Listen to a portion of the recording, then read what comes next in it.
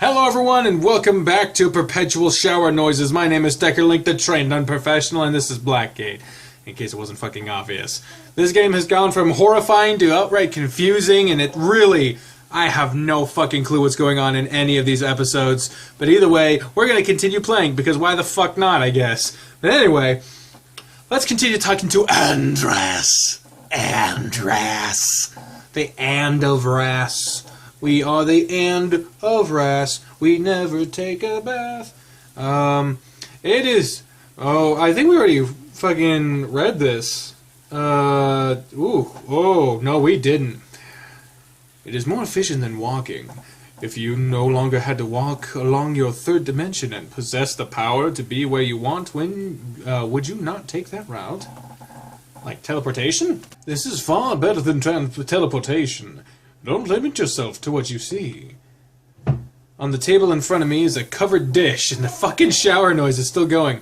It wasn't there a moment ago. I guess I could get used to this. I left the metal cover to see my breakfast. Breakfast! Everything I could want. Thank you. Thank you. It's kind of hard not to limit myself to what I see. What do you see? Can you see time or something? Of all of the things I can witness, time is not one of them. If I had known time, then many mishaps would have been avoided. Mishaps? Catastrophes, annihilations, and loss. Sorry to hear you had a rough childhood. I start eating. I was never born as a child. I was created at the apex of His glory. Along with my countless siblings, we reaped the end of an empire. Our creation brought disdain, distrust, and death unto the glory. Those created before me, my elder siblings, were made imperfect, and could not witness him as what he is. Are you talking about God? I mean, God with a capital G. Some might call him that, but he is no longer that to me. Me and my perfect siblings were banished from the glory. We were cast out to wander the vast space and had to find a purpose on our own. Perfect. I'm that no longer. When you are made perfect, the only thing you can become is broken. A curse upon me and anything made flawless. The one thing he wanted to create was just that. The irony is that he possessed limitless wisdom, but he could not grasp this curse. So, is this town your purpose now? As a third-dimensional being, you know the importance of knowing where you are rather than who you are. As the saying goes, in the right place at the right time. It matters little who you are, but where you are. This place is where we are now. Our exodus across the vast led us to the edge of all things. The edge of all that you know and could ever know is...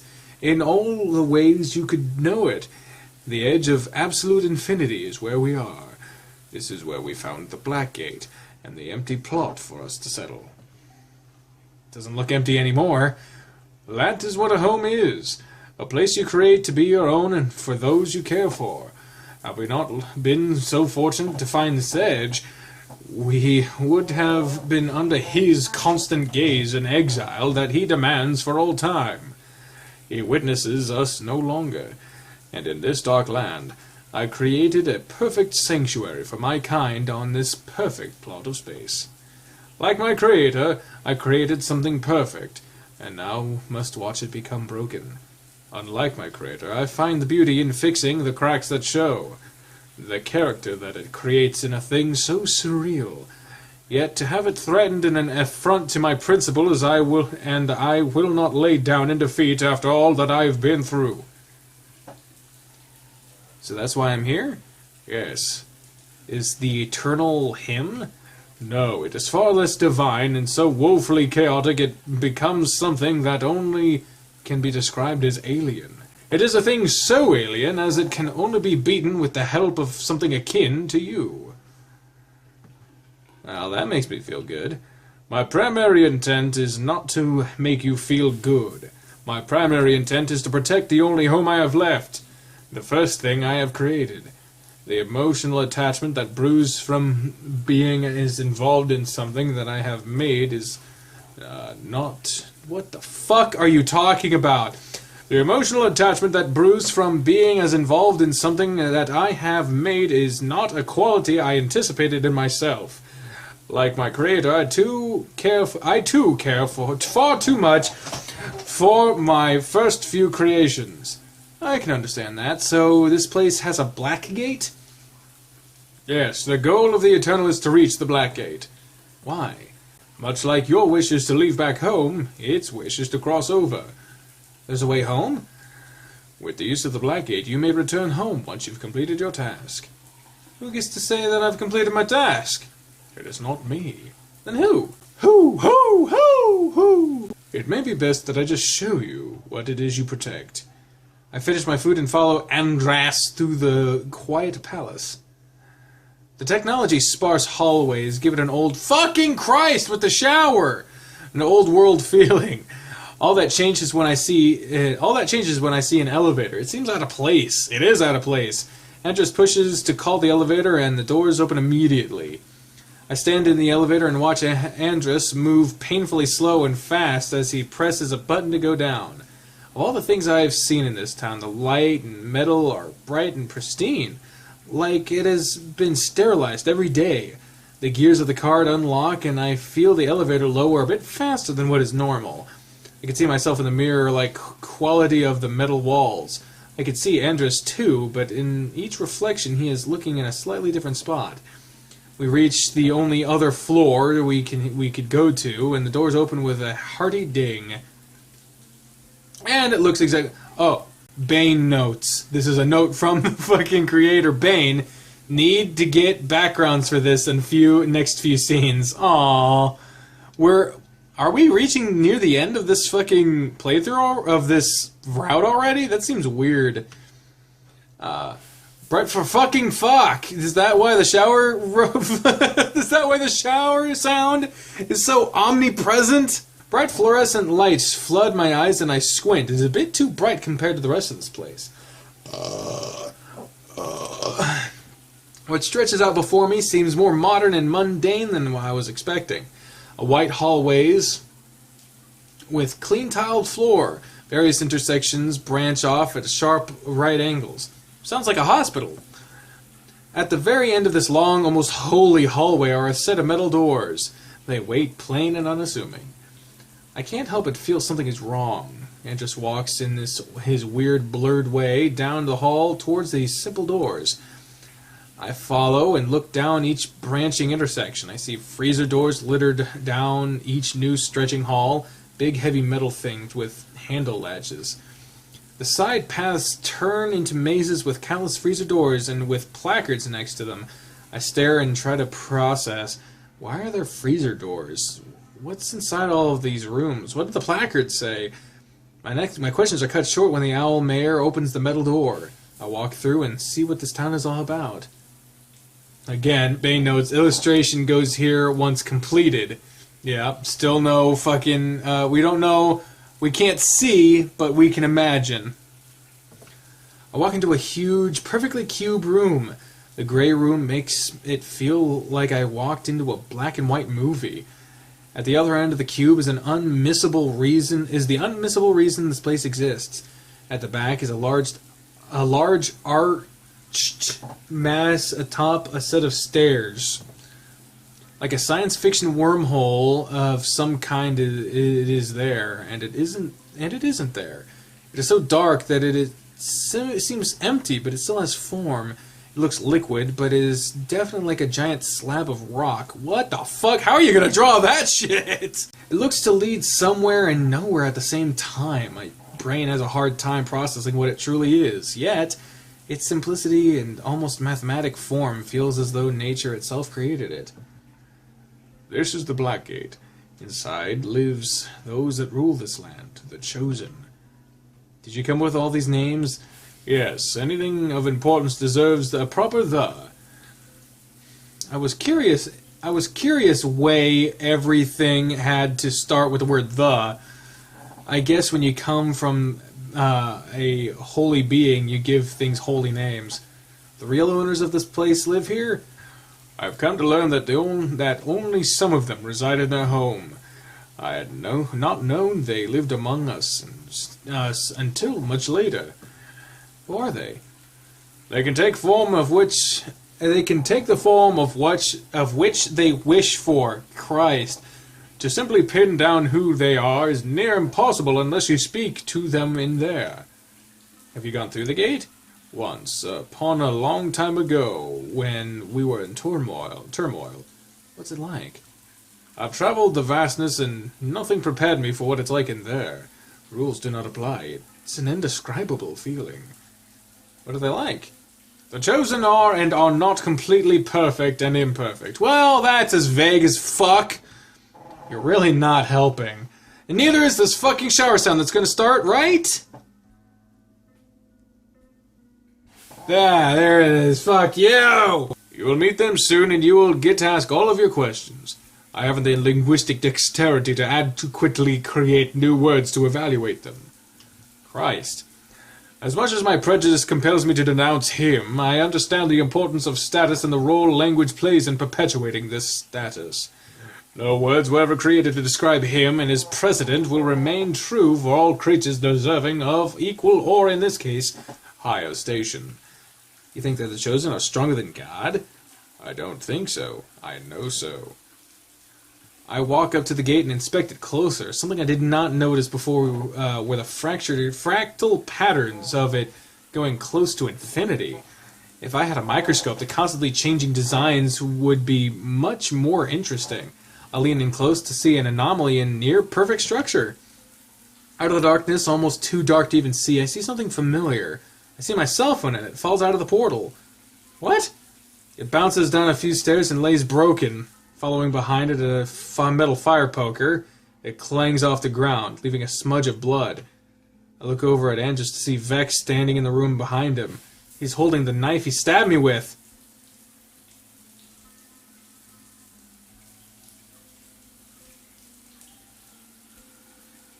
To be continued? Oh man! That is bullshit! Alright, so Vex is there. Hey, you motherfucker! God damn it.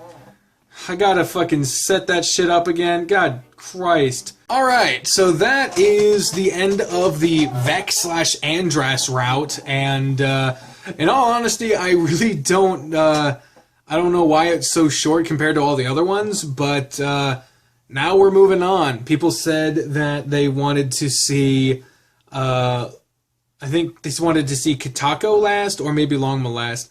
I'll do those last. I'll go back to the library last.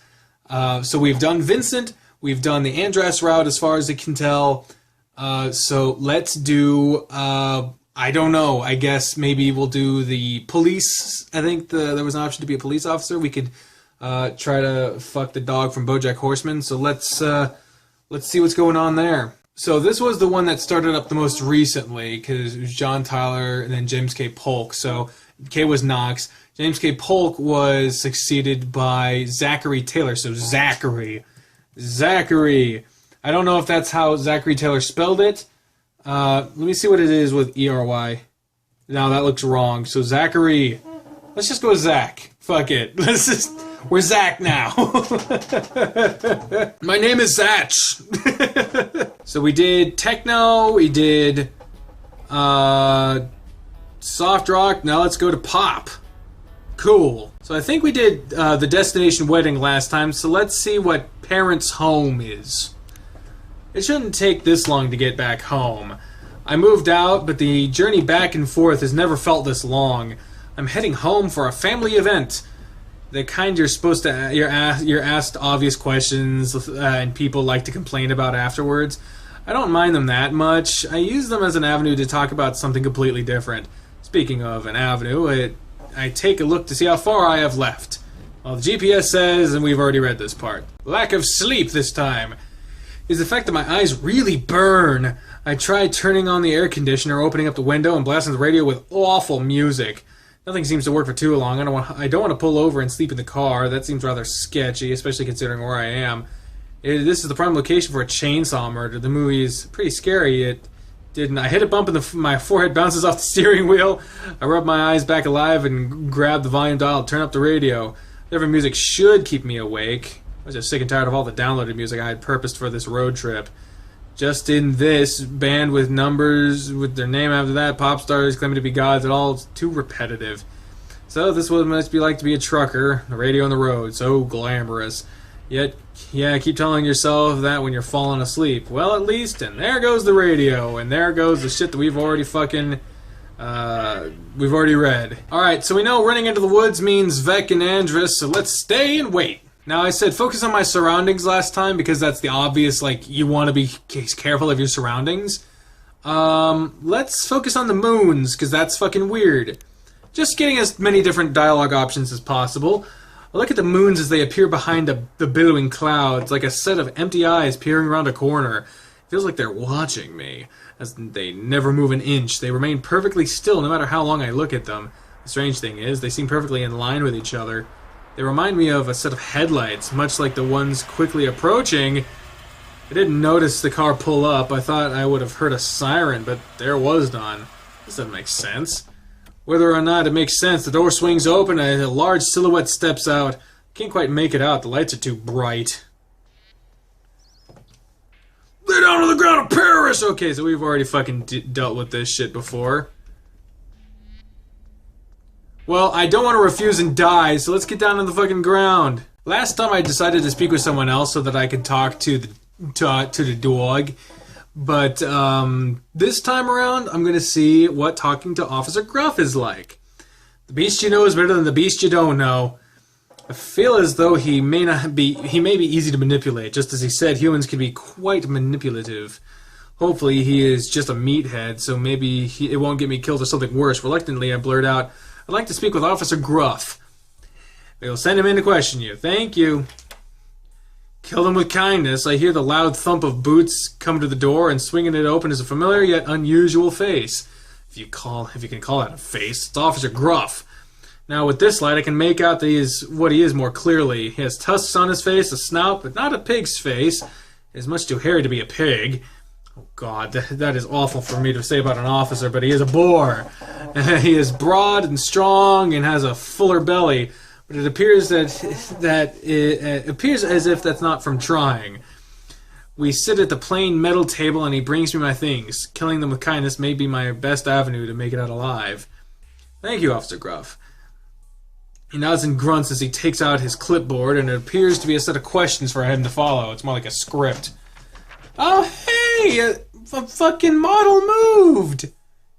That's so nice! I'd like to ask you questions as to who you are and to establish your danger, if any, to our society.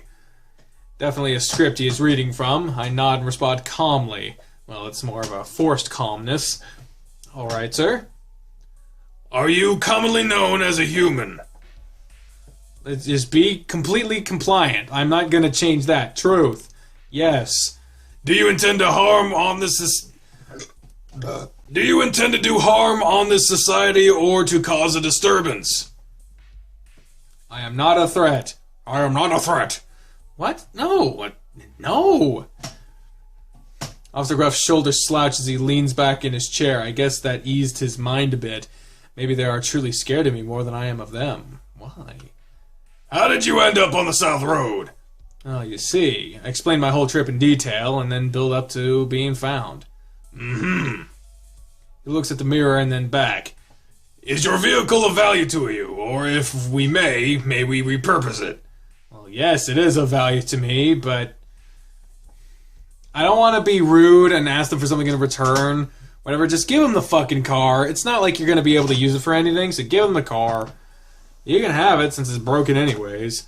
Mm-hmm. That would help us out a lot. This donation is evidence of goodwill. It goes a long way of proving you are not a threat and are cooperative. Thank you so much. I'm not a threat, I promise. I think I'm just in the wrong place. A very wrong place. Wait, do you have any mechanics there that could fix it? If so, could I get my car fixed? I think it just needs gas, maybe. Then I could go home? I have a feeling me going home may be out of the question for the time being, but I have rights, damn it! I did nothing wrong. You cannot leave now. Why not? I have a life, you know? People wonder where I am. I have a job and things to do. I didn't do anything wrong. I promise I am not a threat to whatever this place is. I would just like to go home. It is not allowed. I had a feeling that things weren't as straightforward as I had hoped. There has to be a way of getting to get out of here, though. Not allowed? Well, what am I supposed to do? Be held against my will? I don't think I did anything wrong. You know, I didn't ask to be here either. I don't mean to sound mean, sorry. It's all just so much, please understand. We are looking into all... His animal-colored eyes look down at the script and read the lines. Possible avenues to correct grievances you may have encountered. And? That's all there is for this document. He flips over the paper on the clipboard to check the other side for any other writing. There's nothing. But you going home would be hard to do since it's not the safest to head out there. You may die. Not the safest? Die? That is something I am avoiding. So what do I do? What am I talking with a boar man? What has happened to me? This can't be real. I remember that line of dialogue. Yes, quite dangerous. Usually the outsiders that come here are dangerous. I'm tasked to kill the unreasonable, but it is not uncommon for an outsider to be relocated. Relocated? Yes, it is uncommon in humans, but you are not the only one to be nice and hospitable. Historically, humans have been important citizens of Blackgate. It's why when I saw you, you were not killed. The lieutenant will find you a place to stay and something to do to make a life. What? Isn't this a little much? I mean, please understand, this is all quite confusing and really difficult to process. God, I love how the fucking model is moving. I love that shit. Zach, I know where you're coming from. I can understand how crazy this must all be. But if you do stay here, I promise nothing bad will happen to you. I'm trying to look out for the town, which now includes you, believe it or not. Oh, there's the dog. The door to the room opens and in the doorway stands another one of these beasts. This one more closely resembles a golden retriever from earlier. His ears flop down and he has a much nicer demeanor than Gruff. But he has a smile that says, I know too much. Maybe he could be useful. He might know a way home. Maybe he is just a demon dog out to steal my soul. That's enough here, Gruff. It's been determined he is not a threat to us. You should feel relieved there. Woohoo. Yeah, so relieved. But to make sure he's not sitting here forever, it's time to do some paperwork to have him relocated. Don't worry, kid, it's not the end of the world, technically. It's just very close to it. I'm Lieutenant Jack. He holds out a hand. I mean, it's hand-like, but it's not a hand. Come on, don't worry so much. We ain't gonna hurt you. We're the good guys, you know. He points at the badge. Okay. Fine. I have a real-life fucking, like, paranoia about police officers, but if I get to have the fantasy that I can trust them, I'm gonna take it. If they were going to hurt me, it would have already happened. We keep this place safe, you understand, don't you? Reluctantly, I shake his hand. It's like meeting Bigfoot for the first time and shaking his paw. Of course I understand. It's just all so much. I know. It's probably really weird for you to find yourself here, looking at all the things you'd otherwise not seen. Culture shock is a big concern when we do things like this. Culture shock, huh? I think this is more than just simple culture shock. It's okay to be freaking out, too. It's common the first couple of months of being here, but you get used to the weird things and the scary things, from your perspective, of course. Just know that we only intend the best for you to make Blackgate a safe haven. Follow me around the station and we'll talk for a bit. And then we'll have you a place to stay and a job to do. This is breaking several labor laws and a host of human rights issues. Human rights. Sometimes my humor keeps me going. You see, we have all sorts of creatures and beings here, although I have heard the few humans that have been here have helped us out quite a lot, which is why we are so happy to have you on board with us. These creatures, beings, and others, they're here not by choice, I'm guessing? No, not by choice. I get up and Gruff takes the cuffs off my wrist. Freedom, I guess. It's small victories. Follow Jack as we walk through the dimly lit hallways, head back near the entrance of the station, and off to where most of the officers are. It's like Men in Black had a baby with a noir movie.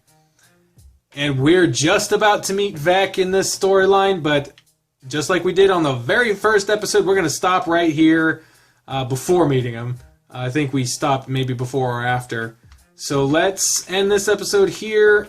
On the third one, this will be the beginning of the police one. I think there's a police option. There should be. I know there's a construction one, so that might be the one either. I don't fucking know. That's the thing about doing games blind, is you don't fucking know what you're doing. But anyway, that's it for this episode of Blackgate. On the next one, we will continue and see what our job will be. But until then, ladies and gentlemen, I have been the trained-up professional speaking for the voices in my head, and I say until next time, fare thee well. Bye, everyone!